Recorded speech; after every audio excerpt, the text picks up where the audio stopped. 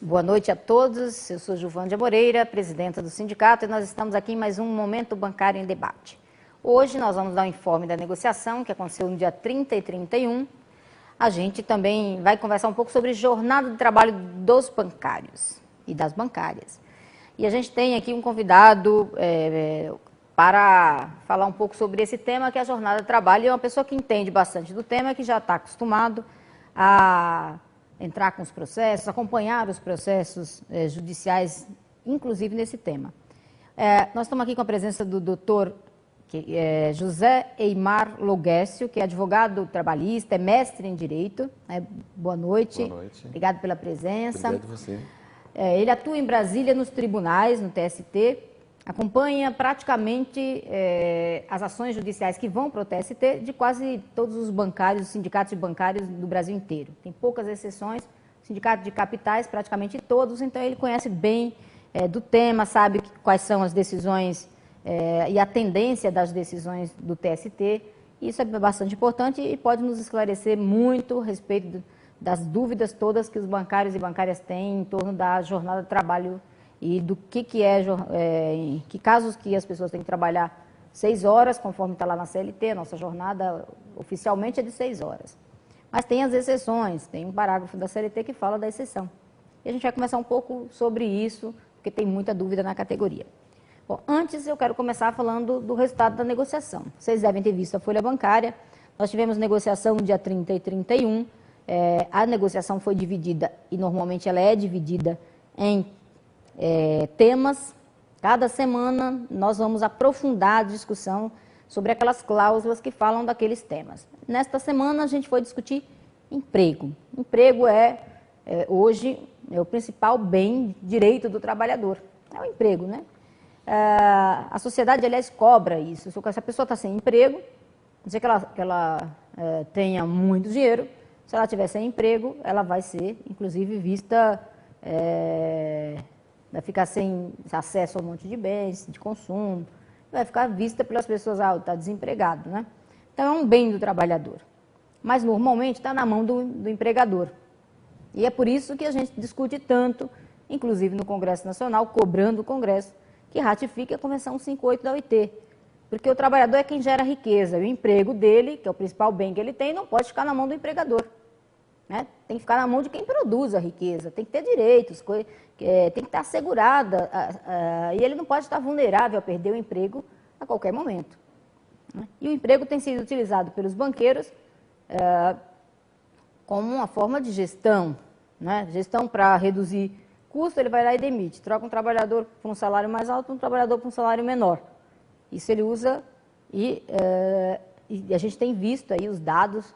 Por exemplo, primeiro semestre de 2011, a gente já vê que os bancos privados praticaram uma rotatividade na categoria e exatamente o trabalhador que está entrando tem um saldo, no geral, positivo de criação de postos de trabalho, mas aí tem a participação dos públicos com peso grande, porque o Itaú Unibanco e o Santander fecharam postos de trabalho dos empregados, quando a gente vai olhar os dados do balanço do banco, mostrando isso, que eles fecharam postos de trabalho no primeiro semestre. Os dados da holding, que está lá no balanço do banco. Bom, então eles não contribuíram em nada para a geração de empregos, mas eles tiveram, neste país, e eles tiveram um crescimento grande no lucro. Quer dizer, estão aumentando a riqueza deles, estão ficando mais ricos, mais poderosos, né, ganhando mais dinheiro, e não contribuíram, ao contrário, reduziram, fecharam postos de trabalho. Por isso que a nossa pauta de reivindicação tem lá, colocou o tema emprego com a importância que ele tem para o trabalhador, também na pauta de reivindicação. E uma reivindicação grande nossa é a estabilidade, a principal delas é a estabilidade no emprego. O trabalhador não pode ficar vulnerável, perder seu emprego a qualquer momento, porque o banco decidiu que, depois de tantos anos de contribuição, de dedicação, de produtividade, né, dele gerando riqueza para o banco, para o banqueiro, ele simplesmente perde o emprego de uma hora para outra. Então, assim, o movimento sindical coloca na pauta esse tema que é tão importante para o trabalhador E os bancos chegam na mesa de negociação, falam que não, que são instrumentos de gestão, que eles não vão discutir com os trabalhadores, que é uma prerrogativa do banco, que fechar a porta de saída, fecha a porta de entrada. O que não é verdade, porque você vê os bancos públicos, por exemplo, tem estabilidade no emprego, mas não está fechada a porta de entrada. Tem um monte de gente que está aposentando, tem gente que está entrando agora, né? Tem uma demanda muito grande, o Brasil cresceu, o Brasil está crescendo, tem uma demanda por crédito, uma demanda por financiamento imobiliário, tem uma demanda grande, né, por acesso a serviços bancários, e você precisa de funcionário para isso. E, em contrapartida, eles ganham dinheiro com isso, porque os bancos, inclusive os públicos, estão lucrando, né? Isso mostra que a estabilidade no emprego não tira o lucro de nenhuma empresa, né? Portanto, não tem justificativa. A única justificativa é que os bancos querem continuar lucrando ainda mais e querem continuar usando a demissão para aumentar ainda mais seus lucros. Nós começamos mal porque os bancos na mesa de negociação começaram mal, começaram dizendo não a todas as nossas reivindicações. Uma outra reivindicação importante é a ampliação do quadro de funcionários. Você vai numa agência bancária hoje, doutor Eymar, e você vê um número muito pequeno de caixas e o cliente sendo jogado para o autoatendimento ou para o correspondente bancário, sendo que o banco tinha que gerar emprego de qualidade. É isso que nós defendemos. E uma das propostas que está na nossa minuta de reivindicação é que tenha no mínimo 5 caixas por agências bancárias, no mínimo 5. Porque esses dias, um cliente foi numa agência do Banco do Brasil, aqui próximo da gente, e a agência só tem um caixa, uma pessoa que atende no caixa, com a função de caixa. O cliente chegou lá, é hora do lanche desse funcionário, e as pessoas falaram para ele assim, ó, não tem funcionário, não tem caixa, você vai em outra agência, outro banco, ou vai no correspondente bancário, porque você não pode ser atendido aqui dentro que não tem caixa. É um absurdo. Banco é uma concessão pública. É obrigação do banco atender o cliente ou o usuário que vai até o banco pagar uma conta ou fazer o que tiver que fazer. É obrigação do banco atender. Ele não pode se negar a atender. E o que está acontecendo é isso. Eles estão empurrando o cliente para fora, estão se negando a atender. Estão jogando no correspondente ali do lado do banco. Outra questão discutida foi, nós queremos transformar o correspondente em agências ou postos de atendimentos bancários. Ou seja, as pessoas estão atendendo lá, tem que ter o direito da categoria assegurado, né? Não pode acontecer o que está acontecendo hoje. Eles ganham, às vezes, 30% do que ganha um bancário. Entendeu? Então, é uma forma de desorganizar a categoria, uma forma de diminuir os direitos da categoria, de precarizar os direitos e os salários, né? E as condições de trabalho desses trabalhadores que estão atendendo.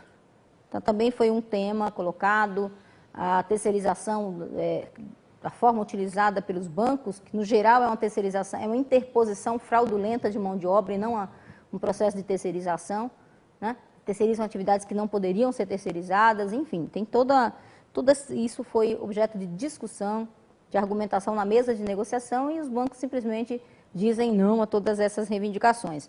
A melhoria da qualidade do atendimento passa por contratação, passa por respeito à jornada de trabalho dos trabalhadores e trabalhadoras, né, passa por ampliação do crescimento, ampliação do número de agências, de postos de atendimento, porque a população brasileira, 40% da população não tem acesso à conta corrente. Né? E isso é um absurdo, porque o papel dos bancos, como eu disse, é concessão pública, é papel dos bancos levar o atendimento bancário para a população e dar acesso à conta corrente, inclusive. Nós entregamos para o banco, quando entregamos a pauta de reivindicação, entregamos também uma proposta de documento a ser assinado pelo banco, que fala sobre a venda responsável de produtos, que foi uma coisa tirada no Congresso Mundial dos Bancários. E a FENABAN se recusou a assinar, disse que os bancos não vão assinar esse documento e disse que os bancos já fazem venda responsável de produtos, né? Mas não é o que a gente constata lá no PROCON ou no próprio Banco Central, porque o PROCON São Paulo diz que os bancos estão liderando as reclamações do cliente, né, dos consumidores. Então, com 27,5% das reclamações são contra bancos. Quer dizer que tem problema, sim, no atendimento, tem problema na venda de produtos, porque eles reclamam débitos indevidos, reclamam serviços que não foram contratados. E no Banco Central aumentou 40% as reclamações contra bancos. Quer dizer, tem problema sim, não está sendo responsável. E o bancário está lá estressado, que é outra pesquisa que nós fizemos, constata claramente, 65% dos bancários estão estressados. Enquanto 30% da população está com estresse, na categoria bancária é muito maior. Quer dizer, tem uma pressão muito grande. Isso também foi objeto de discussão na mesa, mas eles se recusam a assinar o termo de venda responsável de produtos. E para finalizar um pouco aqui o nosso informe, a respeito do abono assiduidade. Nós temos um ponto de reivindicação, que é que todos os trabalhadores tenham 5 dias de abono assiduidade para fazer o que quiser. Né? E é justo. Por que é justo? Nós recebemos um salário mensal, correspondente a 30 dias de trabalho. E a gente trabalha vários meses do ano, nós trabalhamos 31 dias. Né? E era disso que a gente estava falando. É justo, é importante, é necessário, enfim, acrescentaria para o dia a dia do bancário, ajudaria nas demandas individuais que as pessoas têm, que são de várias ordens, que não está garantido na convenção, não é um abono, não é uma falta justificada que está lá prevista na convenção. São outros assuntos, porque ser humano tem mesmo demandas, várias demandas, né? E isto seria justo, ajudaria no dia a dia do bancário, ajudaria na qualidade de vida da pessoa, do trabalhador. Os bancos dizem que não vai dar folga de graça para bancário. Diz que nós, bancários e bancárias, já temos sábado, domingo e temos feriados e temos as ausências justificadas na convenção e que, portanto, se a gente quiser trocar por algum direito, quer dizer, é um absurdo, mas o negociador diz isso. Se vocês quiserem trocar por algum direito, a gente troca. Parecia brincadeira, né? Então, esse é o informe da negociação. Na próxima semana, nós vamos falar, na segunda e terça-feira, nós vamos falar sobre saúde, segurança e condições de trabalho. E nós esperamos realmente que a postura dos bancos seja outra. Que a gente, de fato, tenha uma negociação que considere a nossa pauta de reivindicação e a demanda que tem os bancários e bancárias. Agora, nós vamos falar sobre jornada de trabalho, né? Nós cobramos lá o respeito à jornada. Doutor Eymar, a jornada de trabalho dos bancários é de 6 horas. Mas por que tem gente trabalhando 8? Fala um pouco sobre isso. Em que condições você pode trabalhar realmente, legalmente, você pode trabalhar 8 horas? Ok. Juvândia, essa questão da jornada do bancário é bastante interessante, porque a jornada de 6 horas do bancário, ela surge na legislação já em 43, com a CLT. É uma categoria importante, organizada, que merece um destaque na legislação para uma jornada especial, de 6 horas. Já em 52, ou seja, 10 anos depois da CLT, surge o parágrafo abrindo a possibilidade da jornada de 8 horas. Isso foi via legislação, em 52. Então, em 43, surge na CLT a jornada de 6 horas. Em 52, o parágrafo do artigo 224, que introduz, então, a jornada de 8 horas, ou a exceção da jornada de 6 horas, para determinados cargos. Cargos relacionados a quê? Direção, chefia, gerência, tesouraria e, como a nossa legislação é pródiga em determinadas palavras que a gente chama de abertas, né? Criou-se lá o chamado função de confiança. A grande polêmica surge exatamente nessa discussão do que é a chamada confiança bancária.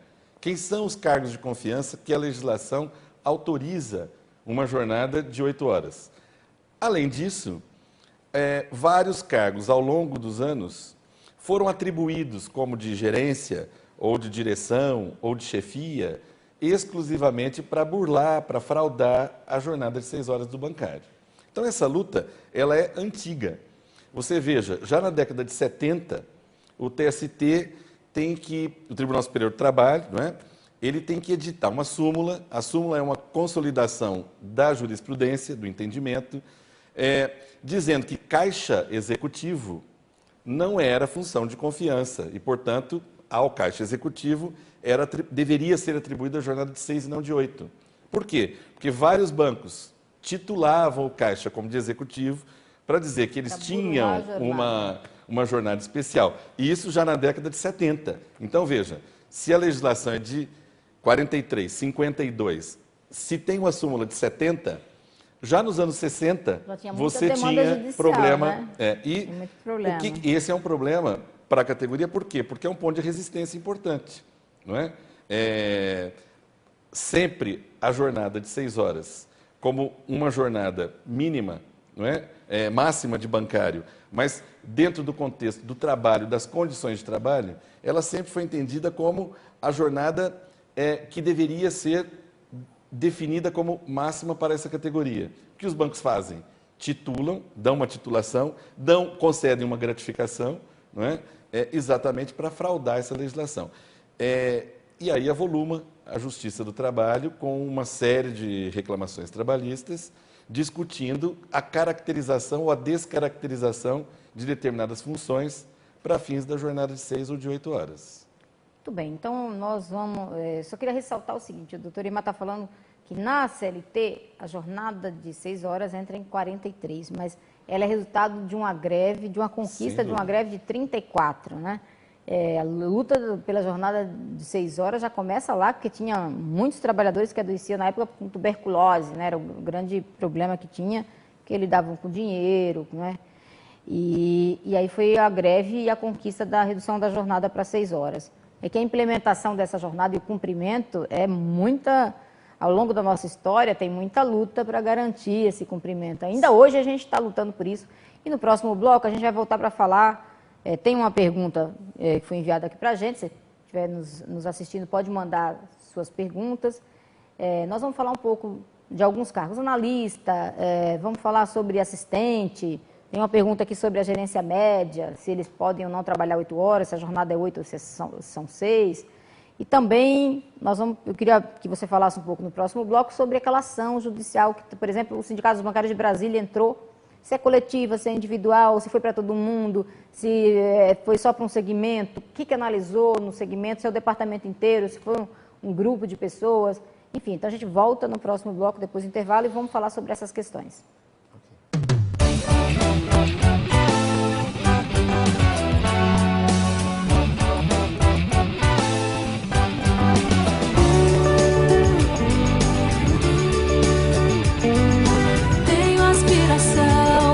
Trabalho, quero valorização. Eu tenho um coração. Bancário não é máquina, não. Não sou robô, não sou robô. Não sou robô, não sou robô. Não sou robô. Aqui dentro bate um coração. Bancário não é máquina, não. Sem metas abusivas, sem precarização. Mas a inflação, PLR justa, meu crescimento deve a minha participação. Meu PCCS em dia, meu auxílio educação. Não sou robô, não sou robô, não sou robô, não sou robô. Aqui dentro bate um coração, bancário não é máquina, não. Com meu trabalho muito mais segurança, minha saúde, alimento, minha refeição. Fim do assédio moral, fim da descomissão. Não sou robô, não sou robô, não sou robô, não sou robô, não sou robô. Aqui dentro bate um coração, bancário não é máquina, não. Não sou robô, não sou robô, não sou robô, não sou robô, não sou robô. Aqui dentro bate um coração, bancário não é máquina, não.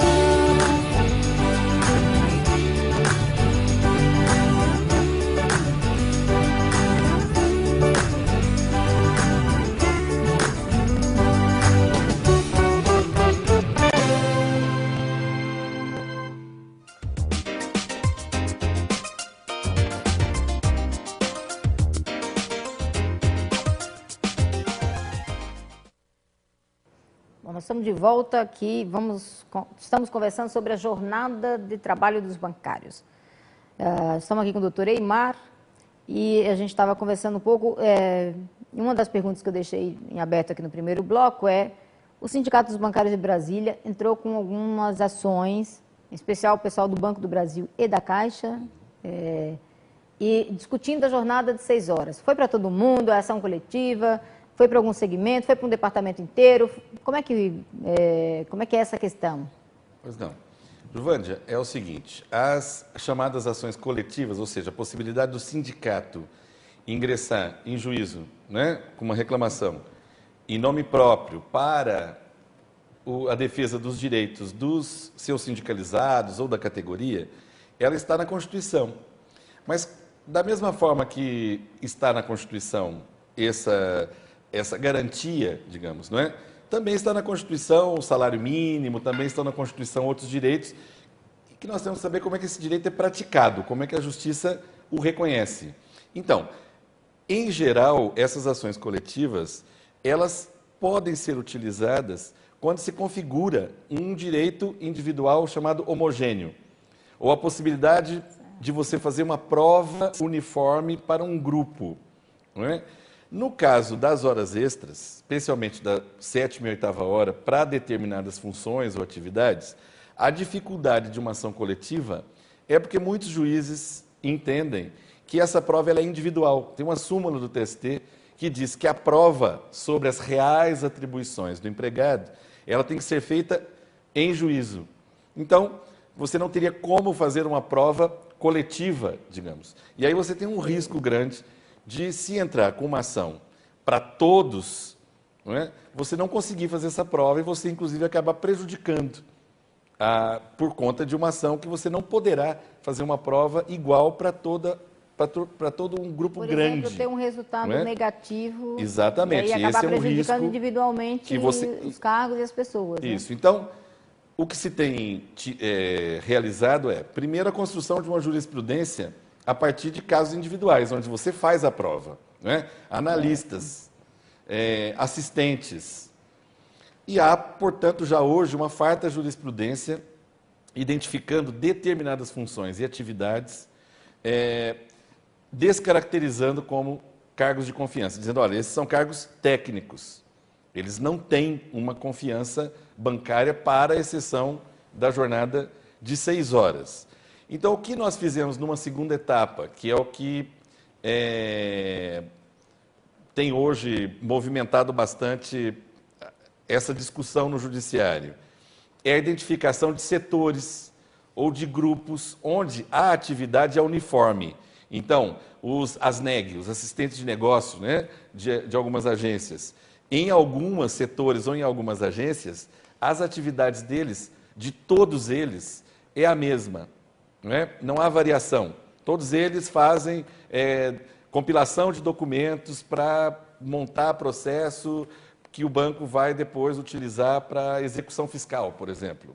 Todos eles fazem a mesma atividade. A prova é uniforme. Aí nós estamos utilizando, então, a figura da substituição processual. E devo te dizer, não sem resistência do judiciário. E essa é uma outra questão interessante, Juvândia. Por quê?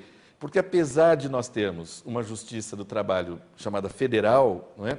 Há muitas diferenças estaduais de postura do judiciário, não é?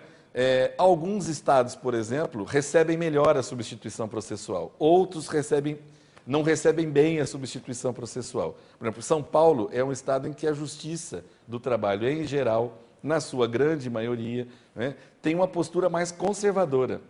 Isso é notório nas decisões. Isso é notório no tempo que esses processos demoram. É verdade que os processos em São Paulo demoram mais que em outros estados? Tem estados que caminham mais rápido? Olha, hoje se tem conseguido diminuir um pouco o tempo de duração de um processo. Mas São Paulo, como Rio de Janeiro, como Campinas, que também tem um volume grande de processos nas suas bases, né, são tribunais ainda muito demorados comparados com outros. Então, te dou um exemplo. Uma reclamação trabalhista no foro em Brasília, na primeira instância, ela durará no máximo 3 meses. Em São Paulo, isso é impensável, não é? Um tempo médio aqui é mais ou menos 1 ano. Hoje, em primeira instância, em primeira instância. Depois ainda vai à segunda instância. Ele pode ficar ali mais 1 ano, 1 ano e meio. Em Brasília, um tempo médio em tribunal tem sido também de 3 meses. Então, você tem uma sentença confirmada ou não confirmada em praticamente 6 meses, né? Sendo que em outros estados isso demora um pouco mais. Então, essa diferença também acarreta algumas distorções na construção da jurisprudência. Isso é um fenômeno que a gente vem acompanhando e observando com muita frequência quando se acompanha processos oriundos de vários estados. Doutor Eymar, deixa eu ler essa pergunta. Tem um bancário que mandou aqui uma pergunta. Ele diz o seguinte: por que o Sindicato dos Bancários de São Paulo não entra com ação de 6 horas de jornada de trabalho como substituto processual para as comissões que sejam claramente técnicas, como o Sindicato dos Bancários de Brasília, que entrou para os assistentes de agência do BB e obteve até agora a vitória em todas as instâncias que o banco recorreu? É um pouco do que o doutor Eymar estava falando. Como é que funcionou lá em Brasília? Tem uma ação coletiva para todos os assistentes? Então, vamos lá.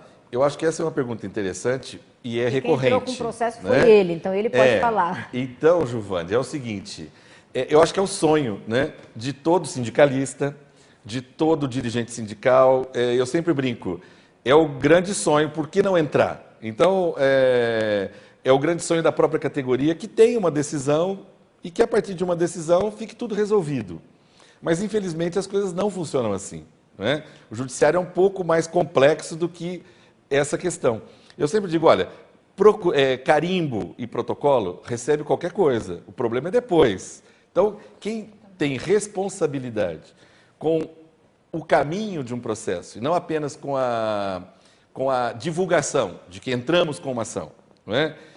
Tem que pensar nas várias estratégias. Em Brasília, não é bem que se entrou com ação para todos os assistentes. Nós fizemos uma estratégia, e aqui também tem sido feito em São Paulo, esse mesmo tipo de levantamento.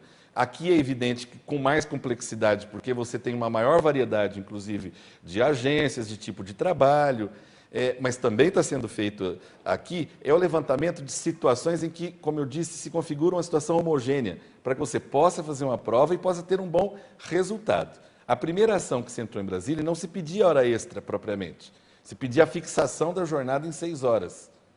Por quê? Porque era um caminho mais fácil para que o judiciário recebesse aquela ação. E assim foi. E foi uma estratégia realmente que tem sido interessante de se adotar. Tem outros estados que também se tentou uma ação coletiva, algumas deram certo, outras não deram certo. Então, o que eu acho mais importante saber é que essa questão ela tem que estar vinculada a uma estratégia, não é? Porque ela não é uma estratégia de curto prazo. Há resistência do setor patronal, evidentemente, há uma certa resistência do judiciário com as ações coletivas e a gente tem que ter muito cuidado com isso, não é? Porque às vezes você acaba sem pensar no que pode acontecer num processo que é de médio e longo prazo, e aí você acaba desqualificando uma discussão. Então, eu acho que hoje nós temos um ponto aí de maturidade em algumas funções que estão já numa jurisprudência a partir de processos individuais, em que a gente pode demonstrar para o judiciário que há uma repetição de casos, uma repetição de situações, e que aí você pode entrar e tentar uma discussão na via coletiva. Então, tudo isso tem que fazer parte de uma estratégia consciente e responsável. Em Brasília, você estava me falando antes que as pessoas, eles orientaram também a entrar com ação individual Sim. ou plurima, juntar um grupo de bancários e entrar com verdade. ação. Aí tinha um conjunto de regras também para fazer, não é todo mundo que foi orientado a fazer isso. Isso. Como é que foi? Explica um pouquinho melhor essa questão. É a mesma... Eram assistentes? Era a mesma situação. Analistas, né? Analistas que trabalham, por exemplo, na área de tecnologia e que trabalham, por exemplo, em condições muito similares, né? O tipo de atividade que eles desenvolvem é praticamente a mesma. Então, era um grupo de bancários que faziam praticamente a mesma coisa que faz praticamente e a eram mesma analistas. coisa. Então, houve um período primeiro de levantamento desses dados, né? Levantamento das informações, a identificação da possibilidade de fazer uma prova uniforme das atividades daquele grupo de pessoas, e aí o encaminhamento em grupo, o encaminhamento coletivo, né? Também as ações chamadas individuais. Por quê? Veja bem, ainda que ela seja individual, Mas, se ela for ajuizada para um grupo grande de pessoas, né, há uma certa solidariedade entre as pessoas que ingressam com essa ação. Porque eu acho que esse é um outro ponto importante, né? Uma questão que sempre surge. Mas o banco vai retalhar, o banco vai descomissionar, o banco... Bom, o banco vai usar algumas armas como tem usado e nós temos visto aí, tem acontecido. No Maranhão aconteceu Maranhão isso, né? aconteceu O banco descomissionou. recentemente. As pessoas têm que saber que é uma questão, que é uma luta, né? Que não basta ingressar com a ação. Se ele ingressa com a ação, estando ainda trabalhando, eles têm que estar dispostos a se engajar numa luta pela manutenção da jornada de 6 horas e por não burlar essa legislação. Então, é evidente que, se ficar caracterizado que o empregador, como em alguns casos já se ficou, em Brasília nós temos 3 casos em que depois a Justiça condenou o Banco do Brasil, especialmente, a uma indenização porque ficou configurado, houve prova, não é, de que eles foram descomissionados em função do processo. Então, o chefe fez uma reunião com as pessoas e disse... Mas aí foi... Então, é uma configuração. Tinha uma prova e configurou que foi por conta daquele motivo. Então, agora, como são cargos considerados de nomeação livre, ou seja, são cargos em que a pessoa pode retornar para o seu cargo efetivo, não é? Se houver um descomissionamento em massa, que é o que a gente diz, bom, qual é a vantagem de se entrar com a ação? Seja ela uma ação em grupo ou uma ação coletiva, é porque ali você cria uma solidariedade entre as pessoas. E aí, se houver um descomissionamento em massa, vamos fazer a comparação com a demissão coletiva. Se há uma demissão sazonal, o judiciário entende de uma forma. Mas e se essa demissão for coletiva, como aconteceu na Embraer? Nós não tínhamos legislação para aquilo, mas ali ficou evidente que havia um procedimento, não é? Que configurava uma demissão coletiva. Então, se houver um descomissionamento em massa ou coletivo que decorra do ajuizamento de uma ação, aí fica evidente que há ali uma conduta, não é, do banco, até configurada como uma conduta antissindical ou como uma conduta que acarrete aí um dano, não é? Mas eu volto a dizer, as pessoas têm que estar preparadas para esse embate. Eu acho que essa é a questão. Assim como para conquistar salário, para conquistar também hoje, para manter os direitos, né, nós temos que estar preparados para lutar por eles. Tem uma outra questão, assim, que você tinha me falado também, analisada lá em Brasília, o analista ou o assistente que está na função há mais de 10 anos, teve uma orientação que teria mais tranquilidade de entrar com processo individual se fosse numa situação em que o sindicato não poderia entrar com coletivo, porque não era estratégico entrar com ação coletiva, porque não tinha condição de provar a homogeneidade, né? A partir de 10 anos na função, tem uma jurisprudência do TST. Fala um pouco sobre isso, que garante a função, a comissão. Vê bem, existe uma jurisprudência já também antiga no tribunal que diz que o empregado que tenha mais de 10 anos no exercício de funções comissionadas, que recebam a gratificação de função, em função de uma função, não é? De um cargo, digamos. Se o empregador o reverte para o cargo efetivo, que ele pode até reverter para o cargo efetivo, mas pelo princípio da estabilidade econômica, ele não pode perder a gratificação. Então, incorpora a gratificação. Que ele recebe, o valor total. O valor total. Então, esta é uma jurisprudência também já antiga do tribunal e que nos dá uma certa previsibilidade, não é?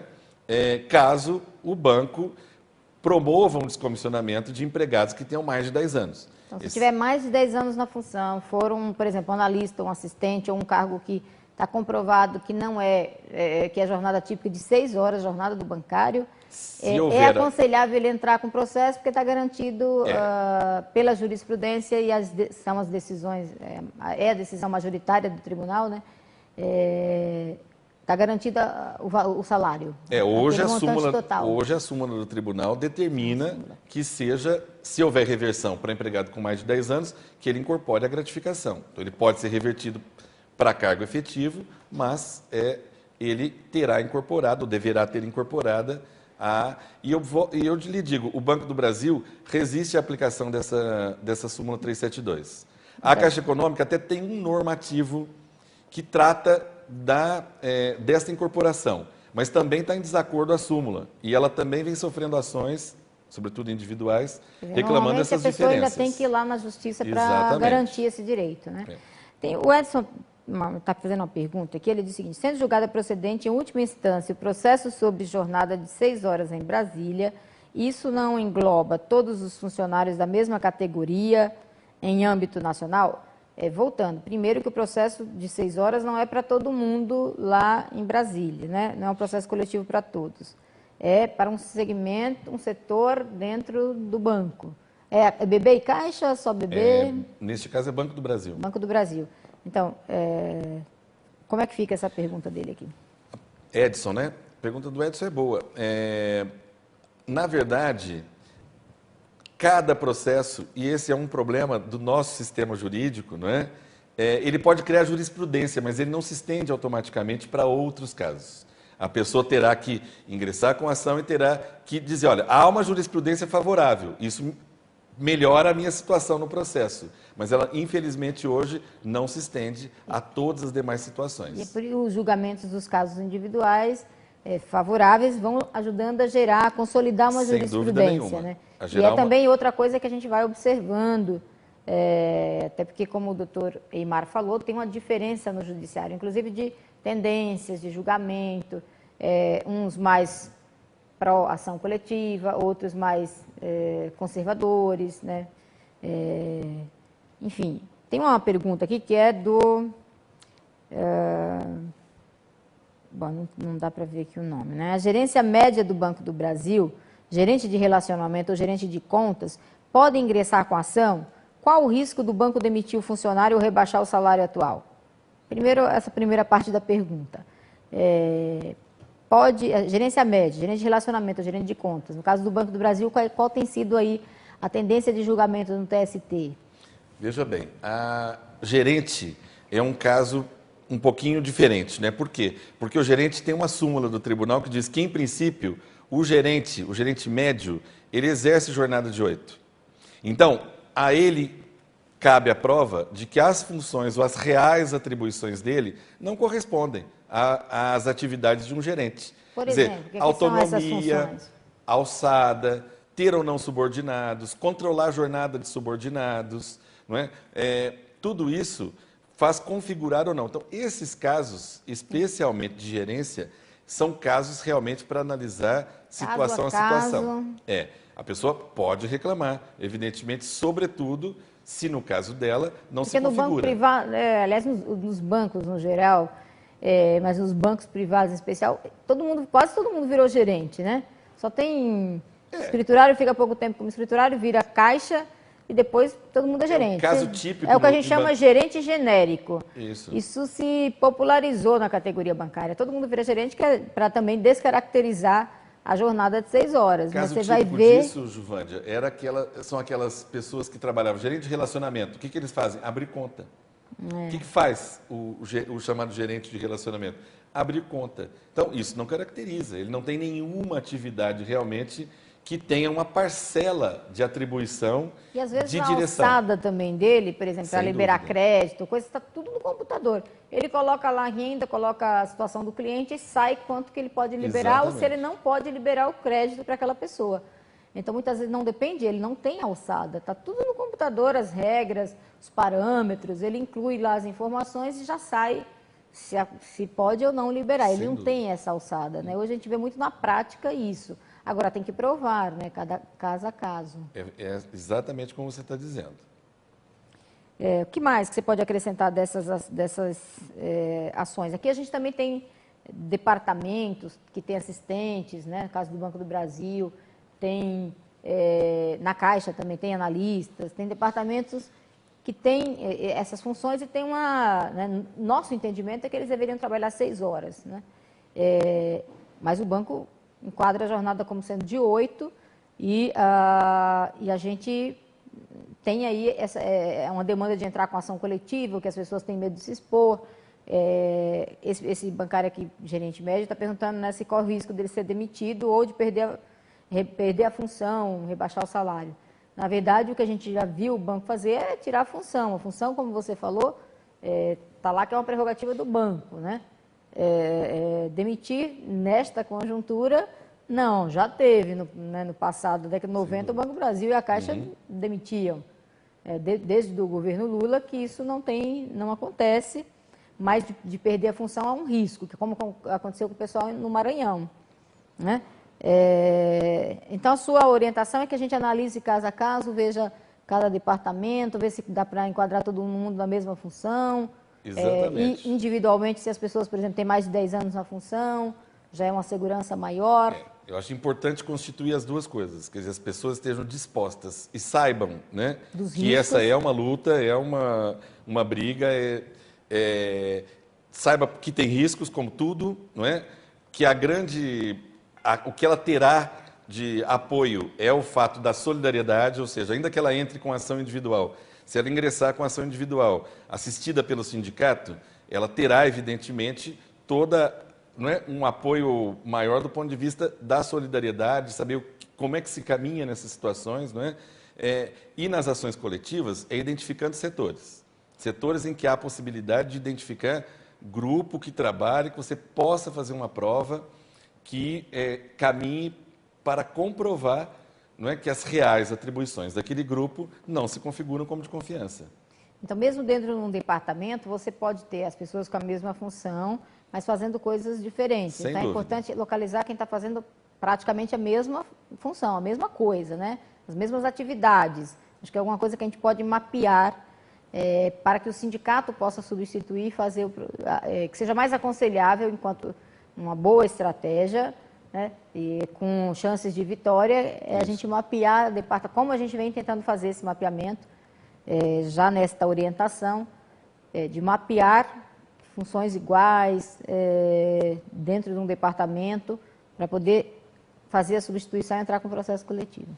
Exatamente. Esse é o melhor caminho, o mais seguro, né? Para se ter um resultado favorável para confirmar que essas funções são de 6 horas. Até o momento em que se resolva do ponto de vista coletivo. Vou muito rapidamente, porque eu sei que está encerrando, mas o caso da Caixa Econômica, não é?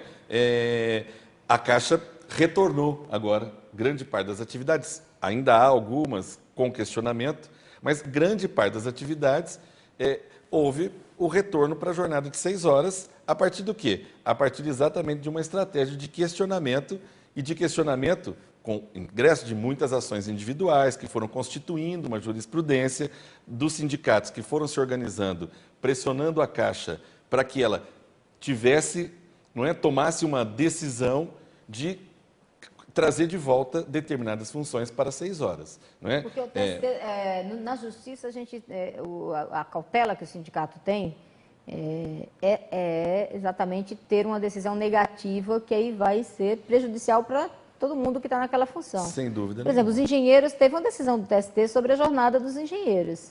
Teve uma decisão do TST sobre a jornada de engenheiros. Foi negativa para de advogados. E de advogados. Porque o tribunal passou a entender que eram funções que, pelas peculiaridades, elas não estavam enquadradas na jornada de bancário, porque havia legislação própria para essas atividades. Então, ali realmente foi um risco grande que acabou resultando numa decisão negativa para os no trabalhadores. Tribunal Superior, sem dúvida. Bom, tem uma pergunta aqui, só para a gente encerrar. Por que a função de caixa não é considerada comissão, se possui os requisitos trabalhistas da mesma? Na verdade, acho que tem ainda bem que... Ainda bem, exatamente. Eu ia dizer isso. Olha, os bancos já tentaram, não é? Tanto que tem uma súmula, a famosa súmula 102 do Tribunal Superior do Trabalho, que diz: Caixa não exerce função de confiança para os termos da lei. Não é? Então, e essa é uma questão muito interessante, nós podemos depois voltar e debater. Quer dizer, o que é a confiança? Os bancos tentam enquadrar a confiança, Giovânia, por incrível que pareça, na questão de acesso a dados sigilosos. Ora, isso qualquer funcionário de banco, então, Claro, o sigilo por essa bancário tá premissa, para todo mundo. exatamente. Então, isso não é o que caracteriza. O escriturário ou né? o técnico bancário tem acesso à conta corrente do cliente. Você vai lá pegar um saldo, se o cara tiver lá, ele tem que te dar, né? Então, a confiança para a exceção da jornada de 6 horas há de ser aquela que esteja vinculada a poder decisório. Não é? Aquilo que está na Talvez a de pergunta decisão do da Paulo, empresa. doutor Imar, tenha a ver com outra questão, que é o que ele está chamando aqui de comissão, não seja essa função de confiança, e sim, não sei se ele é do Banco do Brasil, porque não está explicando aqui, mas, por exemplo, o PCR, hoje, a promoção de mérito no Banco do Brasil é só para quem tem comissão. Né? E o Caixa e o escriturário não estão enquadrados no PCR. Estão fora da promoção por mérito, que é uma reivindicação que a gente faz, que todos estejam incluídos e tenham direito à promoção por mérito. Então, talvez seja uma outra questão, eu não sei se é isso, também não está explícito aqui, mas nesse caso da jornada, ainda bem que não é cargo de confiança, porque não é mesmo, senão todo mundo ia ter que trabalhar 8. E nesse caso do PCR, está na pauta, é uma luta da campanha desse ano, na mesa específica, para a gente garantir a promoção por mérito para todos os empregados do Banco do Brasil, independente se tem função, se tem comissão ou não. Talvez seja essa a questão colocada aqui, né? Bom, eu queria agradecer a sua participação aqui no Momento Bancário. A gente vai seguir essas orientações, vai fazer essa avaliação, até disponibilizar esse debate que a gente fez aqui, colocar um vídeo, colocar no nosso site, para que as pessoas possam ter acesso, esclarecer muitas dúvidas que a gente vê andando aí nos departamentos, conversando com as pessoas nas agências, né? Tem muitas dúvidas que nós vamos, inclusive, encontrar uma forma de buscar saídas. A principal saída, eu acho que a mais importante delas, passa pela negociação coletiva. Porque aquilo que você lutar e garantir na negociação coletiva vale para todo mundo. Né? Nós, por exemplo, ganhamos uma ação aqui, está em primeira instância ainda, garantindo que todas as pessoas que têm comissão, têm função gerencial na Caixa, registrem o ponto, exceto aí, eu acho que o gerente geral das agências, departamentos, mas todos têm que registrar ponto. Agora nós estamos cobrando porque a Caixa está descumprindo, está dizendo que é facultativo. Não é facultativo, aqui na cidade de São Paulo é obrigatório. E se fizer ultrapassar a jornada, tem que pagar hora extra, é obrigatório. Nós estamos cobrando aí na ação, estamos cobrando, já levamos a pauta, no dia da entrega da pauta específica para a Caixa Econômica Federal, nós cobramos que se cumpra esse processo, né, que é um direito hoje colocado para os trabalhadores, mas que a gente vai tentar negociar para valer para todos os bancários da Caixa no Brasil inteiro. Não pode ser só aqui na cidade de São Paulo, né? Tem que ser no Brasil inteiro. E acho que a negociação coletiva, por muito tempo na nossa história, a gente vê a negociação coletiva, a luta, a organização, a negociação coletiva que garante efetivamente os direitos, que amplia, que garante. Eu acho que a partir daí também esses temas da jornada, do cumprimento da jornada, tem que estar na pauta de negociação, está na pauta de negociação, tanto na geral quanto na específica, e nós vamos continuar lutando pelo cumprimento da jornada.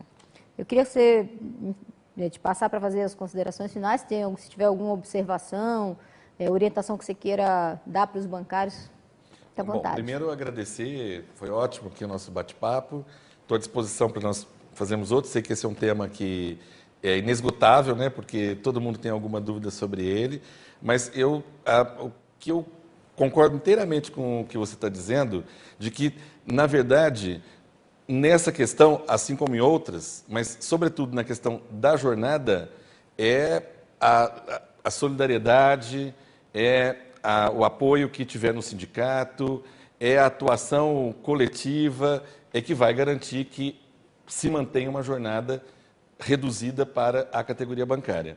E, portanto, o judiciário, o jurídico, ele é importante dentro de uma estratégia, não é? Mas sozinho ele não resolve nada. Se não houver mobilização, se as pessoas não estiverem interessadas em realmente procurar o sindicato, ajuizar suas ações quando se identifica uma situação como essa, o próprio sindicato também promover, não é, essas ações e essas discussões, nós vamos perder, nós corremos o risco de perder uma conquista que é de anos e que de muitas gerações, né? Foram muitas gerações que lutaram e continuam lutando para que esse direito permaneça e que se amplie, né? Hoje já se fala em reduzir a jornada de 6 horas, não é? E essa é uma questão importante. Então, as pessoas não podem achar que porque está na lei, ela está tranquila com aquela questão. Não, nós todos os dias temos que dizer, olha, atualizar a legislação, é estar atento para que esse direito permaneça e que nós possamos avançar sobre ele. Bem, muito obrigada, doutor Eymar. Bom, agora, para a gente encerrar, eu queria anunciar aqui os ganhadores de uma promoção que o sindicato fez, né, do CineB, e 3 pessoas ganharam aí cada um par de ingressos para assistir ao filme Diário de uma Busca. Tá aqui, ó, os ingressos para assistir o filme aqui Diário de uma Busca, que está bem cotado, né? De Flávio Castro. Bom, e as pessoas são... Primeiro é a Cátia Oliveira da Silva, que é do Banco Itaúcar, Maurício Ricarte, do Banco do Brasil, e Salomão da Cruz Marques, do Banco Itaúcar, que eram as 3 primeiras pessoas que mandaram e-mail que ganhavam esse par de ingressos. Parabéns a vocês. O sindicato vai entrar em contato para vocês retirarem aqui o par de ingressos. Um bom filme para vocês. E, gente, até a próxima semana. Semana que vem, na segunda e na terça-feira, tem negociação. Dia 7 é feriado. E aí, na quinta-feira, a gente vai ter, mais uma vez, o Momento Bancário em Debate. E nós vamos falar do resultado dessa negociação. Mas é importante que, até lá, vocês entrem em contato com o sindicato. Sempre acompanhem o resultado das negociações. Sempre leiam a folha bancária, leiam o site do sindicato. Mandem as sugestões de vocês. Também mandem as denúncias. Mandem as críticas. Enfim, vamos ajudar a fazer mais uma campanha salarial vitoriosa, uma campanha salarial forte. Isso só acontece com participação. A gente está dizendo aqui na nossa campanha, bancário não é máquina, bancário é ser humano. O ser humano merece respeito, quer ser valorizado, quer ser reconhecido no seu trabalho, quer ver os seus limites, né? Porque todo ser humano tem limite. Eu digo que as máquinas também têm limite, né? Imagina os seres humanos. Têm limites, não é uma coisa padronizada, todo mundo é igualzinho ao outro, então tem que ser respeitado os limites individuais, o ser humano tem que estar colocado em primeiro lugar, e como a gente diz na campanha, bancário não é máquina. Um grande abraço a todos e até o próximo Momento Bancário em Debate na semana que vem.